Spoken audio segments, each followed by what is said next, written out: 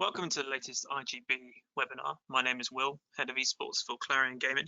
Today, these very knowledgeable esport gaming panelists, who will be introduced in just a moment, will be discussing the title of What Makes an Esports Better Tick. The demographic, psychology and behaviours of an esport bettor has been proven to be very different to the traditional sports bettor. Betting marketeers have had to use different and authentic strategies to reach these elusive groups of people. With that being said, I'm going to hand you over to Ian Smith, but just before I do, one housekeeping rule is we very much encourage questions. So there is a Q&A box on the right-hand side. It's all being recorded, this webinar as well. So please feel free to ask some questions and I will pose it to the panelists later. So handing you over to Ian Smith, the Commissioner of ESIC. Please take it away. Thanks, Will, and good afternoon, everyone. Got a fantastic panel lined up for you today. I'm going to introduce them and ask them to tell you a little bit about themselves, their company, and how they got into esports. But as you know, what we're looking at today is the nature, what makes an esports bettor tick, and the nature of the esports bettor as opposed to perhaps the normal or traditional conventional sports bettor is, and whether, of course, there is a difference. Now, as we know, many bettors are not sports agnostic, and the professional guys tend to be, but many are not. And those sort of ascertainable and sometimes unique behaviors, the demographic and social characteristics, mean that we have to treat them in a certain way, and we have to get to know them, and that we have to market to them differently to both obtain them as customers and, of course, retain them as customers. So that's what we're going to look at today with respect to esports. And in order to help us do that, a really fantastic group of guys. And so I'm going to introduce them one by one and ask them just to tell you how they got into esports, because I'm sure what they do as a job, what their companies do, will become clear as we continue today. So I'm going to start off with Kevin Mercury, who is the Managing Director of Spawnpoint. Kevin. Thank you. I am Managing Director of Spawnpoint. We are an esports consultancy that works with casinos and integrated resorts to essentially realize the benefits of esports. We've been around for more than 5 years now. We've worked with a number of both large and small organizations, essentially to get esports players through the doors of casinos, integrated resorts, racetracks, etc. Get the organization to realize the benefits of esports, but also get that crossover so that esports players also become casino players or horse racing, horse bettors, etc. Thanks, Kevin. Mario, just before you tell us, he's the Chief Executive of Ultraplay, based out in Bulgaria, but also very, very widely spread across the esports betting space. Mario. Thank you, Ian. Yeah, my name is Mario, and I'm, as Ian said, I'm Chief Executive Officer of Ultraplay. I mean, we specialize in sports for some years now, and we're one of the first to introduce the betting that we see it right now. And up until now, we try to maintain our position and keep following the scene as it is. And personally, I've been in gaming all my life, full generation of consoles and PCs, and for me it was very interesting, and how everything started to become, let's say, professional. So it sparked the idea to have it covered, and that's the short story. I'm sure we'll hear more. And finally, Marco Bloom, who is the Trading Director of Pinnacle. Marco, how did you get into esports? And then, of course, how did Pinnacle get into it? I know the two are related. Yeah, I mean, I'm, as much as Mario, an esports player all my life. Before it was called esports. I'm with Pinnacle since almost 15 years now, 16 years. And we started offering esports in 2010 as a passion project. Many of my traders liked esports. I liked esports, so we just threw it up in a time when esports didn't exist in the gambling world. So we are probably known as one of the first bookmakers who operated in the esports space. We're certainly one of the biggest operators in the esports space, and we also have a thriving B2B business in the esports space. You can say esports runs in Pinnacle's DNA. Yeah, that's cool. But of course, Pinnacle also has a very wide-ranging traditional sports book. And I think that that's relevant to the first question that I'd like you guys to give your input on, which is, obviously we're going to look at the differences and similarities between esports bettors and traditional sports bettors. But I'm going to start with the similarities. And obviously there's a range of typical sports bettor. How do esports bettors fit into that category? In other words, what isn't unique about them? Marco? The gender. Esports bettors are as much as bettors male. Like the betting operations is usually a male dominant. That's quite clear. So that's something where they are not different at all.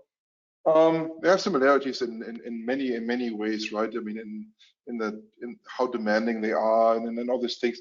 Esports bettors have a lot of separate things. They probably are one generation younger. On a median age, which is interesting. Probably the median age of a bettor might be between 35, 40. Esports would be probably one generation younger, maybe 25 to 35. So that's roughly my esports demographic. Yeah, Mario, what's your observation? I think Kevin wanted to say something, but for me, I'd say I agree with Marco there. I think what is not unique is the drive. You come betting on something either, let's say in a casual situation, not if you're trying to live out of it, but in a casual situation, assuming you're a fan of sport or of your favorite team, you either watch that league or that match and you feel confident in the knowledge you have built it by following your favorite thing. Then you see that thing's being offered to make some money, and then you try your knowledge. Pretty similar in esports, whether you gained knowledge in the game, which absolutely identically good in the game does not make you good in betting as in any other sport. But the knowledge you have, that's what I'm saying. The drive is pretty much the same. You're trying betting for the same reasons. It's a little bit different, of course, but it's at the end it comes up to the same thing: trying to make money out of the thing you follow and you think you're knowledgeable at. Yeah, thanks. Kevin, I'm going to ask you to respond and add to that, but also then to segue into what are the differences from your point of view, differences between traditional sports bettors and esports bettors. To build on Mario's point, there are some striking similarities, and one great example are gamblers who like to bet on fighting games have a lot of similarities to the older gamblers that like to bet on boxing matches or UFC fights, in that they're really going after, it's almost like they're action junkies. They want that quick adrenaline hit. I'm not saying that they're not strategic in what they do, but you find that those bets placed tend to be more sometimes impulsive, or because really they're just, like I said, they're going after the action. Whereas like a stark difference for an esports bettor really is that it's the demographic. It's marketing to them, getting them engaged and keeping them engaged is different than an older bettor. And you really have to go to where both they are, what they read, and also into their own mind space in terms of what motivates them, versus an older bettor or somebody who's been betting on football or baseball or basketball for 10 or 20 years. Yeah. I'm going to make an observation. I'd like you to agree or disagree with me on this. And we'll start with you, Mario. But my observation, having come from a traditional sports world, where I worked in cricket and other sports for many, many years before I came to esports in 2015. And one of the things that is very true of the casual bettor in traditional sports is that fandom also drives what I call heart betting. right? So you get that sort of situation where a couple of years ago, a Leicester fan would place a bet on Leicester winning the Premier League. Now, no one in their right mind believed that Leicester could win the Premier League, right? Which is why bookmakers were happy to offer 800 to 1 and so on. That was a realistic assessment of Leicester's chances. And every year, friends of mine who are, say, Tottenham Hotspur fans or Gloucestershire County Cricket Club fans will go out and place a bet on their team winning the league. Now, because they feel like it's part of their support of a team, that somehow you're placing faith in a future event and you're going to make money out of it. My observation is that that does not occur in esports. I have not seen people bet on, say, Fnatic because they're Fnatic fans, or Ninjas in Pajamas because they're NIP fans. I think they're far more, they make a far more realistic assessment of their betting. So more, I think they swing, my observation is that they lean more towards what you would consider a kind of professional, not heart-centered bettor. You don't get a lot of that impulsive, I love this guy, so I'm going to bet on him type stuff. Do you think I'm right or wrong about that? I would lie if you say you're wrong. Let's say there is such tendency that it would be more rare for an esports fan to do what you gave as an example. But it still happens in a way where, you know, they would bet on them on a particular match because of that, or, you know, lately there's been player props. So, you know, again, you can bet on someone to achieve certain amount of headshots. A little bit less, how to say, hearty bets, but definitely with the mindset of a fan. It would be wrong to assume that everyone in esports betting is a professional bettor, or, you know, makes only value bets and then goes for the prices. No, actually, it's the totally opposite. As Marco said, they're one generation younger. Throughout the years, we've seen questions like, what is handicap? Is someone injured? You know, not understanding the markets at all, or how betting is actually done. Asking why Asian handicap is being resulted in the way it is. So no, they're both kinds of bettors. Yeah, I think also you have here in the United States, people grow up with their area sports teams, and even if so it's been ingrained into you that you love the New England Patriots or you love the New York Knicks. Whereas with esports, you've yet to grow up with an esports team and develop like a lifelong affinity for them. Yeah, that's true. Marco, what do you think? Yeah, what Kevin said. I mean, the legacy is not there yet, right? You're not getting born as a Team Liquid fan yet, right? Well, you know, you probably got born as a Leicester Square fan or Tottenham, you know, but it's going to happen eventually. I mean, you do see the betting on the big teams obviously superseding the betting on the unknown teams. So that's just the nature of things, right? They have more reach, more followers, more everything, you know. But we're going to get to the point where you're born as a Team Liquid fan, you know, and that's your allegiance. So, yeah. Yeah, I'm sure you're right. There are certain brands. Yeah, sorry, carry on. Something else that needs to be noted, and I'm sure we all know this here, it's a very important thing in both, you know, about esports generally, about how we make our odds and everything. Teams are not as factor as they are in a regular sports. You know, tomorrow let's say you have three top players tomorrow are transferred to another team. Then this team from tomorrow means nothing as it is, you know. So this doesn't happen so much in regular sports. You know, Man United wouldn't be left without any stars, or you know what I mean. You still keep following the team. Rather, if you're a fan of, let's say, the old Fnatic, and then everyone moves somewhere and goes to G2 or something. So what? You now need to be fan of some guys you never heard of? No, you're. That's what I'm saying. You're mostly fan of the players in esports, or particular group of players, let's say. Yeah, no, I agree. I mean, that is something I observed as well, which is very, very different because, of course, the teams are making enormous effort to build their brand, but in many instances, you know, 2 or 3 or a group of players transfer, And as you say, the allegiance of the fans moves with the players. I think that will lessen. And in league teams like the Overwatch League or the Call of Duty League, that's less likely to occur.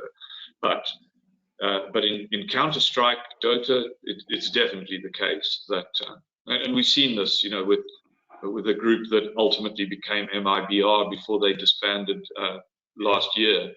Their fans. SK Gaming, from Luminosity to SK Gaming to MIBR, they were followed by their fans, by the Brazilians, very, very, very closely. And it's a challenge for making the odds too. That's a thing that needs to be noted.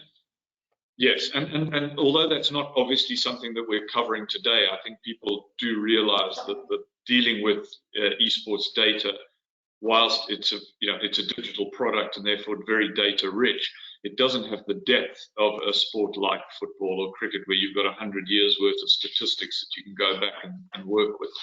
So it has to be approached in a different way from a data point of view. But I think that companies like yours and like the B2B business that Marco and Pinnacle are doing, is creating almost a new paradigm for that. But let's jump back to the customer, because one of the interesting things again is, and I'd like your observations on this. Do you think that there's a meaningful difference between the fans and players of particular games when it comes to being clients, or their likelihood of wagering or their patterns of wagering? In other words, is there a difference from a betting company's point of view between a League of Legends fan, a Tekken 5 fan, a Madden fan, and a Counter-Strike fan? League of Legends fans, when they bet, tend to be more strategic in my view. It's almost like somebody who bets on baseball. They're looking more at statistics, prior wins, etc. They're more data driven than other bettors. Yeah. Mariam, is that your observation?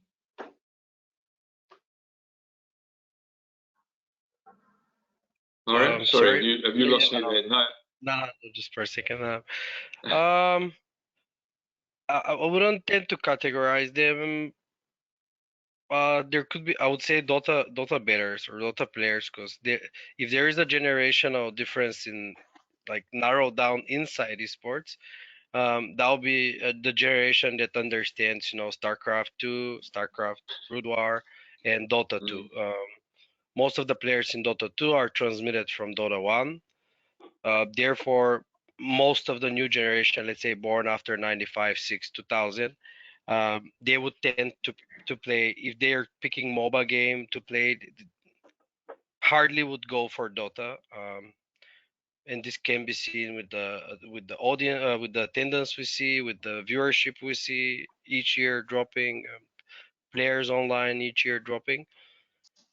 So for me, the Dota bettors, they would make like the more pickier decision, and considering the game is much harder to understand, much harder to model up, and to know everything with all the updates and meta changes rapidly, very often.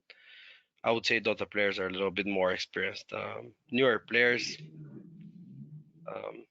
it's different. Also, League of Legends are very short games, right? 20 minutes, 2-3 matchups, and that's it. So very easy for live betting, especially. It's not attractive in my opinion. Yeah.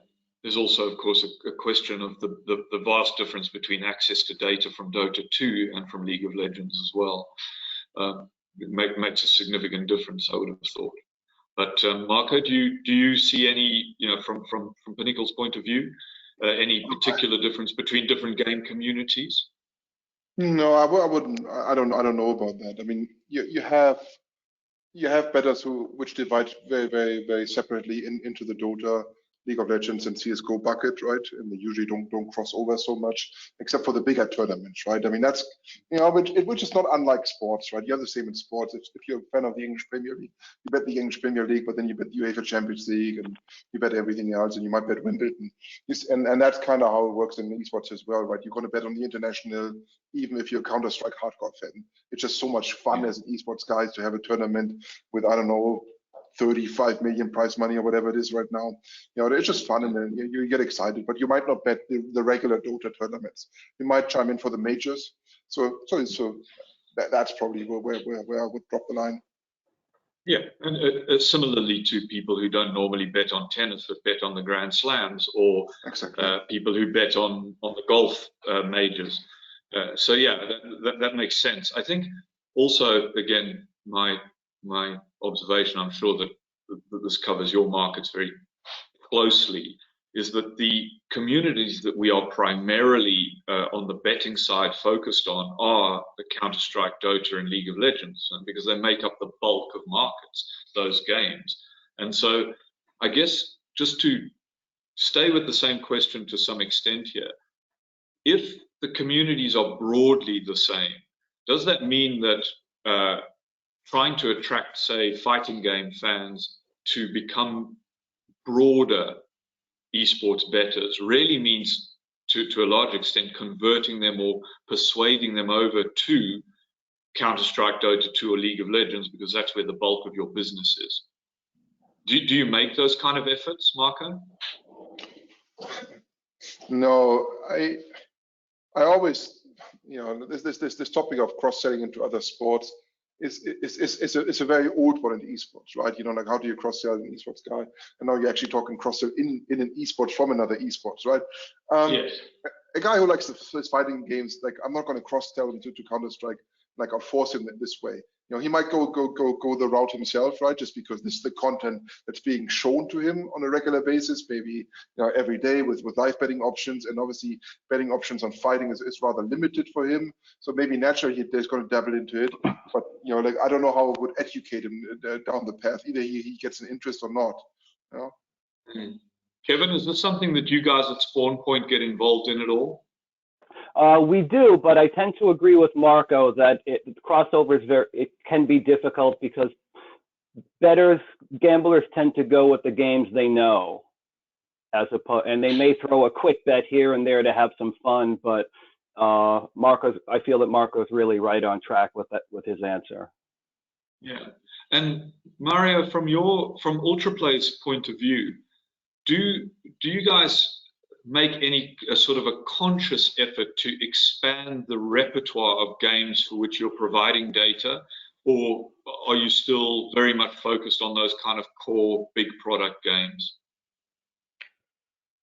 I would say we have always had a larger portfolio of games. You know, it's the same example in sports. I'm not saying we're focusing out of the big 3 or 4, but back then that was our whole strategy and mindset to everything that sort of has a professional scene with enough data and could be considered esports, you know, should be covered. Yeah. So yeah, I mean, up until now, we still have like 25 titles when there is event, of course. Of course. And also, is it right that Ultraplay are not directly involved in the marketing to clients, because you're effectively B2B, aren't you? Yeah. We leave that to our operators and customers. Yeah, sure. We've got a related question that's come in from Matteo, which I know is a very, very common question every time that we address the issue of who are esports betting customers. And that's about the age, because you've referred to this, I think all of you in one way or another, about this generational difference. So Matteo is asking, how would you manage the responsible gaming for esports, since players are from a younger generation? Observing that acquisition could be risky when bringing young guys into sports betting. At the same time, older players might not be into esports, which obviously we know. But let's first cover this question of age. What's your view, Mario? We'll stick with you. for let's say 6-7 years that we've been into this, I would say that yes, it is definitely younger people, but I'm now 31 years old and I've been playing games all my life. I don't consider stopping. So how to say, this audience grows as well, you know. It's not like it stays all 18 to 25 years old. Majority, of course, it is, but you have bettors playing and trying. You have, like, let's say, purely sports bettors that are above 40, 45. So again, there is a difference, but you have that same audience that is just not into esports and is just into regular sports. You know? So in a way, there is no difference. It's just a matter of preparations. Let's just say that the older audience, you know, wouldn't cross back and try to understand uh, a game or CS:GO or Dota to try and place bets on. That's why in the pandemic, everybody saw that super hype and raise in all those FIFA simulators and virtual sports, and because it's a game they understand. You know, FIFA is every other football, and NBA 2K is as any other NBA game.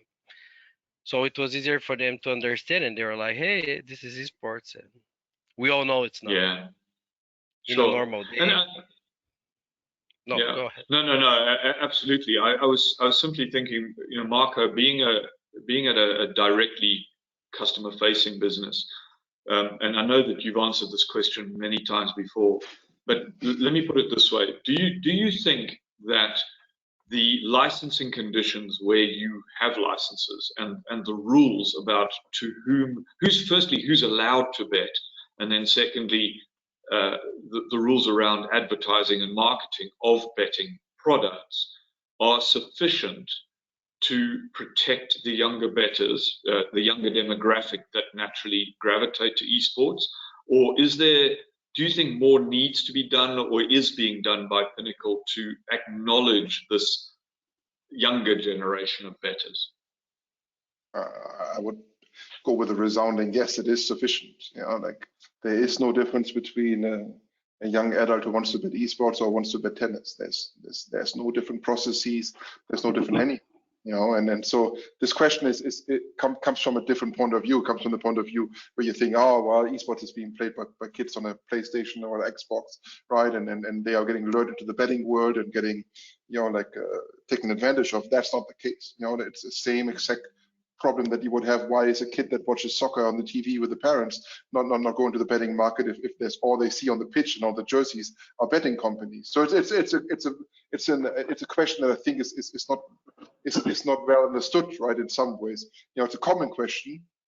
However, I think from our point of view, there's no difference. We have to take the same duty of care with an esports bettor than with any other bettor. There is no esports regulation when it comes to this, and also I don't think there has to be. Neither do I, but as you know, the amount of work we're currently doing with US regulators, it's literally the first question to get asked every single time by every single legislator and regulator is always about the age, and I think this is down to the view that your esports players are, you know, a bunch of 17-year-old kids who are quite good at video games. They don't realize that the guys that we're looking at are firstly in quite a higher age bracket because they've put their 10,000 hours in, and you can't put 10,000 hours into a game by the time you're 16, 17. And that these guys are as good at what they do as Ronaldo is good at football. You know, and I think people have this misconception that these are guys who are quite good at esports but are still kids. That it's a little more than that. But Kevin, yes, sorry, your thoughts on that? Here in the United States, if you're working with the licensed and regulated operator, there are age and ID verifications required that play a large role in preventing underage play of any kind. Sure, and that's the point, I guess, that Marco, and certainly one I would make, coming from a traditional sports betting world on the other side, because obviously my background was primarily in dealing with eradicating match fixing, and similarly that overlaps into the world of who's being marketed to, where the temptation lies, and all of this stuff. And I see no difference between a 20-year-old football fan and a 20-year-old esports fan in terms of their relationship with betting, because it's up to the rules of licensing and regulation around marketing to protect those kids. And esports is subject to those rules in most places. Not everywhere, but in most places. I see we've also had a question from Jed relating to latency, but of course that's more of a data question than it is an esports customer question. So I think it is something that we've answered before, Jed, in other things. I would certainly recommend that you pop back and have a look at previous IGB webinars on this, particularly on the ones relating to data. But you're right, the Twitch, of course, does have significant latency, but anyone taking their markets off Twitch is an idiot. So we'll move on from that. And then we've had a couple of questions in from Mark. I still have one or two, but I think let's do these while they've come up here.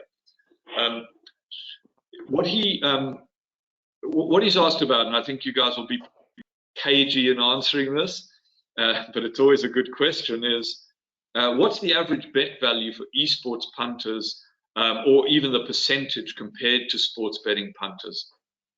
What do you think, Mario? I don't know. Mario?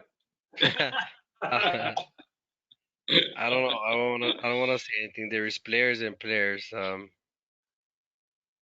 I really cannot name a number. It really depends on the geographically and where you're positioned, what game, what tournament, what tier. Maybe Marco can share more. Marco can share more, but Marco will not share more. I've been asked this as many times as the other question.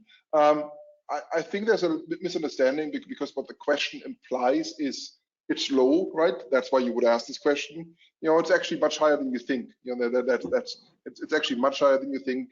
Esports bettors are not that young anymore compared to how they used to be.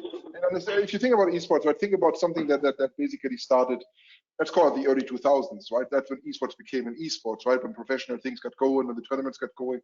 If you're 2000, you were 18 2000, right? Or whatever, 16 2000. Well, you're 30 now, right? 35, 36, 40, whatever.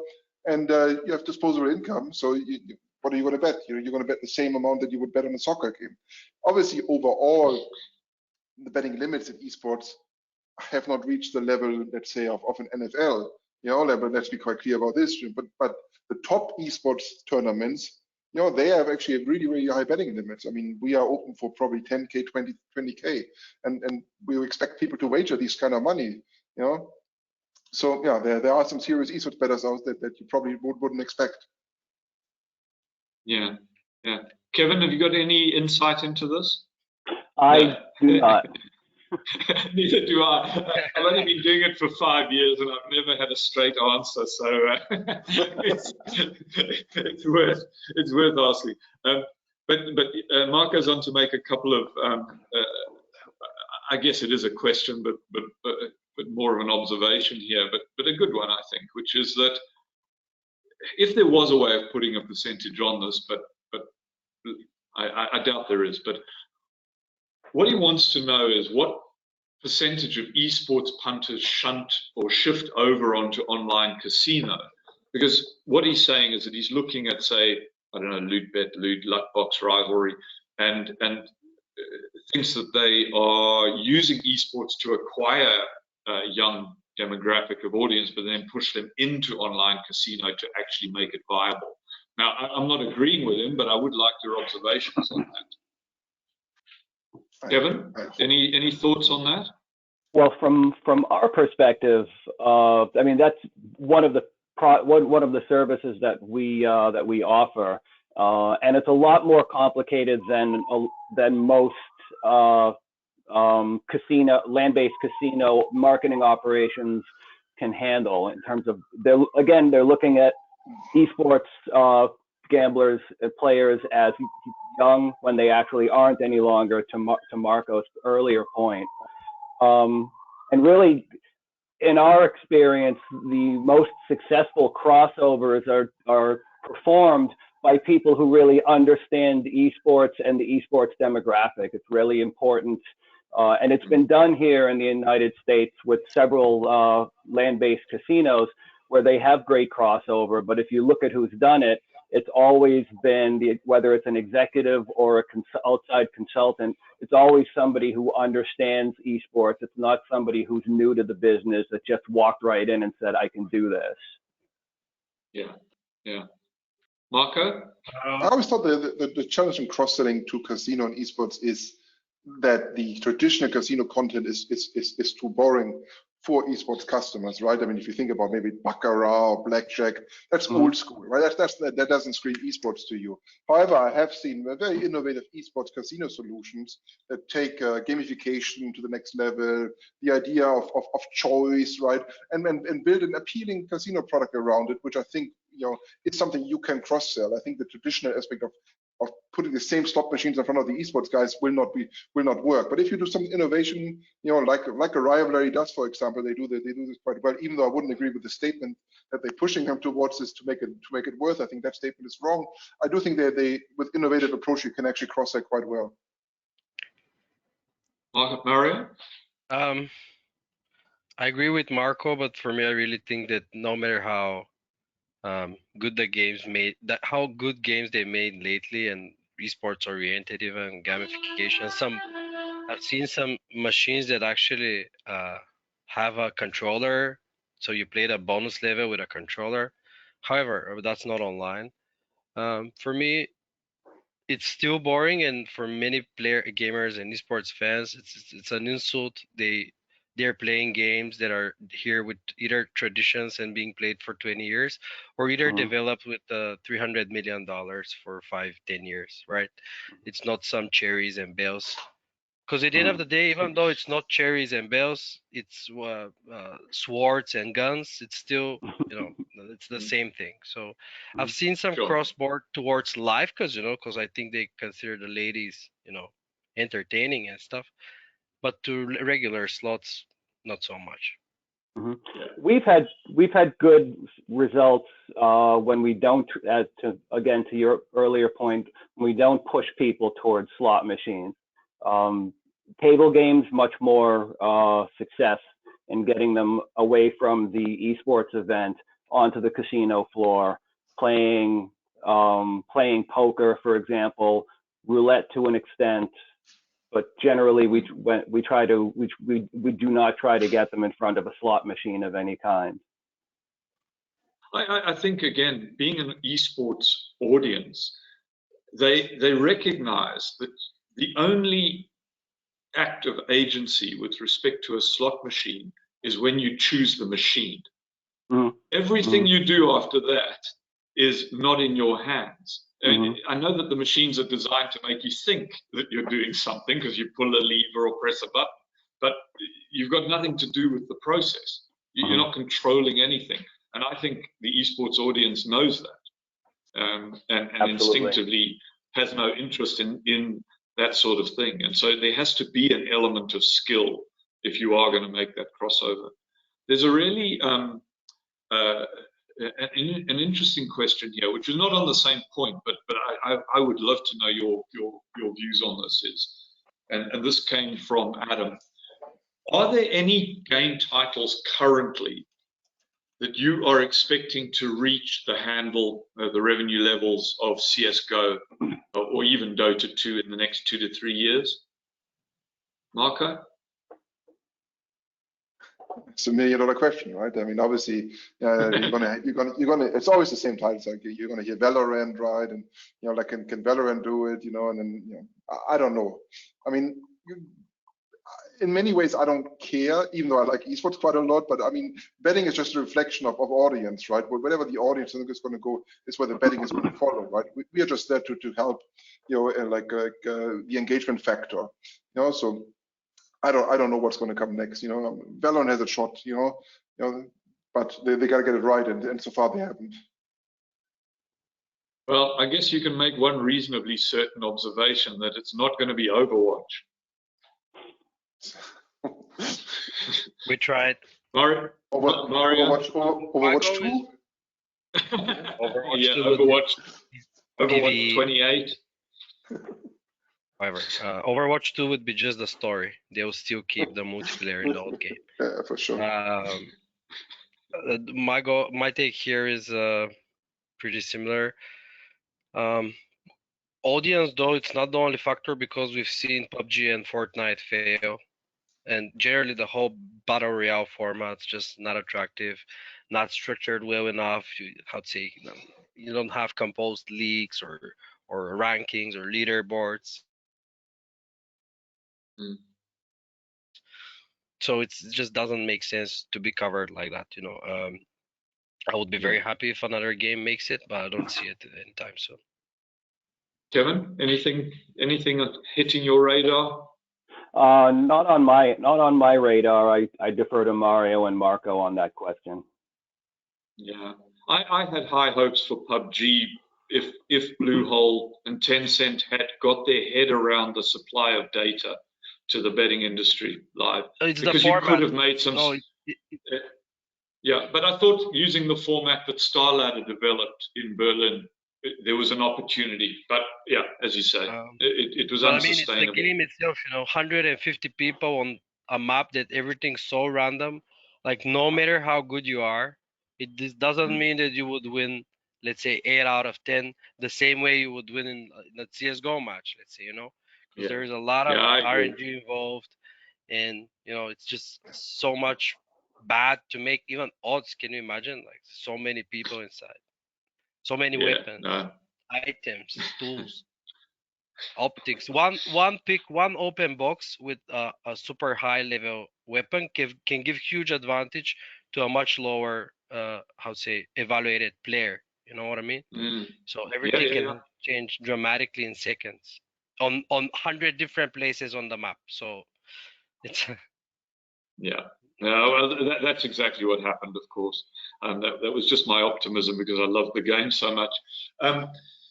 Savak has asked when and not if will esports be driving as much revenue as the likes of tennis, basketball, and even football one day? Do you think it's going to get there first of all, and when? Well, revenue. So if you look at handle that's currently going to, let's say, each of tennis, basketball, and football, will esports ever reach that level? And I mean esports as a category. Let's not kind of go. Will CS:GO reach it? But this is just in betting or as businesses? Betting, yes. No, in betting handle. Yeah. Oh well. What do you think? Will it ever get there? And if so, how long is it going to take? I really try to stay away from such brave predictions of saying yes or no. We've seen it grow year to year dramatically. I'm sure there is a breaking point at some stage. I don't believe that, like right now, because we're in a tech age and everything, everybody's an esports fan or will become one at some stage.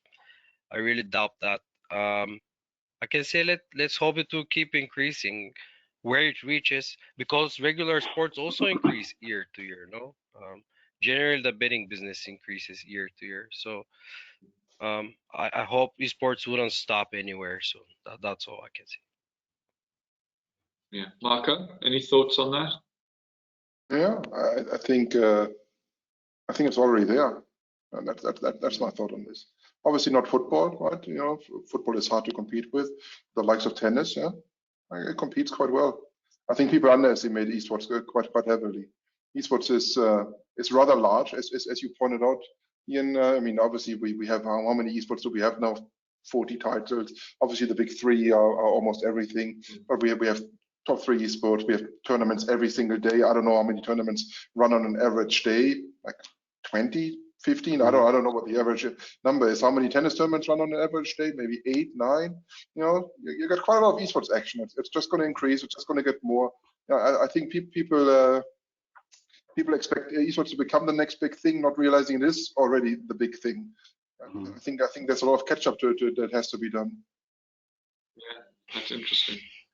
And guys, to get back, just we've got a few more minutes, and obviously I'll keep an eye on new questions coming in. But what I wanted to focus down on now is because the average esports fan and bettor particularly is probably anecdotally more tech savvy than your traditional sports bettor. May have more of a propensity to kind of game the system. Have you found that in practice that it becomes harder to develop incentive and bonus programs that either won't get exploited or that are actually meaningful? So this is really a marketing question that might be meaningful to an esports fan. Is that more difficult than with traditional sports fans? Marco? No. Come again, Ian? Sorry, that was convoluted for me. Yeah. Yeah, I guess the nature of the question is because people are more tech savvy, that their ability to game the incentives and promotions and bonus programs I just thought might be better. In other words, you have to be a lot more careful in the way that you provide those to esports bettors than you might do to traditional sports bettors. I think it's overestimated. I mean, probably a little bit smarter because the internet savvy and they know how to operate Google a little bit more or Reddit a little bit more, and they share information quicker. So I think you have that, but on average, people like a bonus, and then not necessarily on the extreme sharpest spectrum of the demographic. I think it's the same kind of people. Yeah. And Mario, I presume that you'd only have your B2B customers' experience of this rather than any kind of direct experience. Does this enter your world? Well, I mean, we create the bonus engines, obviously. I totally agree with Marco. I mean, it's the same bonuses for so many years. They could be connected with some, nowadays with something, sharing a social thing or, referring a friend, something like that can give you more, gain something. But the regular, acquisition and then retention bonuses, it's all the same, and they don't expect anything else. Because as I said, this is the casual players. The others, they don't take bonuses, as you know. Sure. And Kevin, have you guys had any experience at Spawnpoint with this?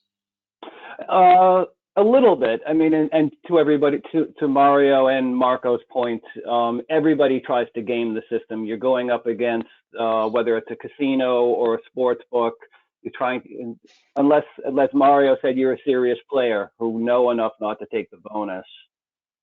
Yeah, I guess this is something I always say in our my integrity education work is where there's a market, there's always somebody trying to manipulate it. It's not a question of whether they are.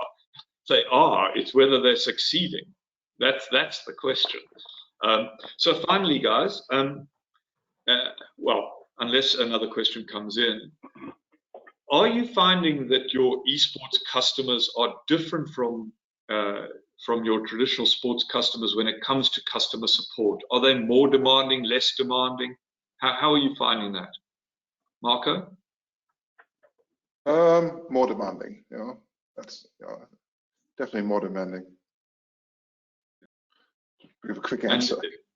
You could say so. I Yeah. mean, you could definitely say so because they want more markets, or they ask why does the other side has this, or why does this match end so quick, or something, and all kinds of questions that are usually not common for other types of business. But we've seen funny situations in any sort of tickets, whether sports, esports, because it doesn't really matter. They're more demanding in pretty much asking much more questions. How is this? How is that? Can you settle this quicker? And that kind of stuff. Does this mean you have to have more of a customer support function than you would otherwise allow for? Because obviously that's a cost, isn't it? It's a quicker audience, right? I mean, if you live online, right, and everything happens online in front of you, so you don't understand delays, right? And this is where it gets interesting. If you run an esports bookmaker, right, they don't understand why map 1 is not being resulted the second map 1 is over, because that's the most important thing in their world, right? But in your operation, it might be like a smaller tournament. So it's perspective, right? Like nobody really for them it's the biggest thing. So they are very demanding. So you gotta keep up with it. You gotta speak the language. You know, they don't want you to explain to you what certain terminologies mean. Like if they email in a question around, I don't know, a pentakill or whatever it is, they expect you to know what a pentakill is. You know, and if you would answer, yeah, and then if you don't know why the pentakill hasn't happened, you know, they think you're fake. You know, it's a very demanding audience. Yeah. Or they send you the answer right sense. away. Here is the answer. Why it's not settled. Yeah. Kevin, when you're advising, say, casino clients and these sort of things, do you take this more demanding nature of esports bettors into account? We do, and I think first off, we try to explain that this is still a relatively new industry, so there's not as much as it seems well defined. There are still certain areas that are not defined, especially for gamblers. So you need to have the right people, the right customer service people responding to those inquiries. And as Mario said, credibility is key. You have to have somebody that can answer that question right away. As opposed, there's no faking it, because this demographic, which is mainly millennial and older Generation Z, have a very finely tuned bullshit filter, and they will not stand for that. They want credibility. They want to know that they're being taken care of and responded to in a responsible fashion. Yeah, no, exactly. I'm sure you're right. And then finally, just to look at the way in which new customers are acquired. One of the words that constantly come up, I mean, I think it was mentioned to me in my very first day of even looking at esports back in 2015, was authenticity. Now, I'm guessing, Marco, that Pinnacle's authenticity came from being in effect a first mover. You guys were there, right, at a time, and I'll tell you, when I started my integrity threat assessment in the autumn of 2015, I only found 3 cash markets available in esports, broadly speaking, and Pinnacle was one of those 3, because everything else was skins, everything. And I found 60 skin sites on my first kind of foray into, and I'd never heard of skins back then, so I was slightly surprised. I learned a lot in those first few months, but could you? Well, I guess I'm asking you to confirm that the esports audience is more discerning of authenticity. They need to feel that you are part of the community as a betting operator, rather than simply there to take their money. Is that right? Absolutely. I mean, we've seen many of the big companies trying to do advertisement, you know, like a Mercedes-Benz or whatever, and failing spectacularly, right? You know, because they're not authentic. You know, they don't speak the language. They feel like a cash grab. You know, like and the esports community doesn't put up for this. This is esports is for them the same passion that people here have about soccer, right? I mean, we've seen the outrage when about the new soccer league a few weeks ago, right? I mean, there were people in tears and there were protests in London, and that's how people feel about esports. This is it for them, you know. They don't appreciate you coming into their house and basically not treating them with the respect. We got lucky in the sense that we had people who love esports very deeply, and betting was just our profession in that regard. So we had authenticity because we were all playing esports. I mean, half of my traders were playing either League of Legends or Dota, you know, in fierce competitions, you know. And so we knew the language, we knew the tournaments. We also on the weekend watched the games, the professional games, I mean. So, you know, we had it baked in. It was not something that was done via a corporate structure. You know, this was done just by coincidence. Nowadays, obviously, we take good care of our esports DNA and actually hire people from the esports environment, from the teams, you know, from everything to remain an esports driven company. Yeah. Mario?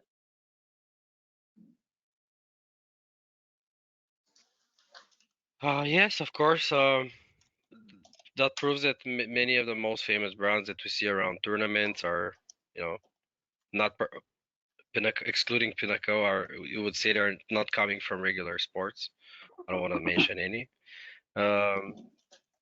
because they've shown like, you know, sponsoring a team or a certain league for many years pretty much shows that you're giving back and that you know what you're doing and that you're there in a way to support esports as much as you can. In the other sense, it could also, you know, they understand that you do it to acquire them. So yeah, because we've seen, you know, brands with huge exposure in marketing, but very poor offering, which again doesn't make sense. So you care, but your product doesn't show it. Mhm. There should be a balance between both, I guess. yeah. Kevin, just to end off. I mean, the best esports marketing is performed by people who are esports aficionados, who understand the industry, who are playing the games, who are, if they're not within that demographic, they have taken the time to study and understand the demographic so that they could reach them effectively. And as we said, authentically, that's a very key element in that demographics hierarchy of needs. They need to feel as if whoever they're working with, whoever they are spending money with or spending time with, there has to be that element of authenticity included in the broader spectrum. Yeah. Well, guys, thank you so much. We're out of time. I'm going to hand back to Will, but really thank you so much for your candidness, except about percentages and handle. One day we'll get an answer. Thanks, guys. Will, handing back to you. Yeah, thank you. Well, big thank you to our panelists, Kevin, Marco, and Mario, for joining us, and a special thanks to Ian for moderating. And a thank you as well for Katie, who's not on here, but she does all the hard work in the background, all the operations. So just so you know, this has been recorded, and it'll be available from tomorrow, I believe, on the iGaming Business website, and also when we are launching the i365 website, which should be happening next month. So do keep an eye out, and you'll be able to watch it again or to share. Our next esports webinar is actually happening on the 25th of May, same time, 3 o'clock UK time, and that's about land-based and esports. So please tune into that one. Okay, thank you everybody, and until next time, thanks. Thank you.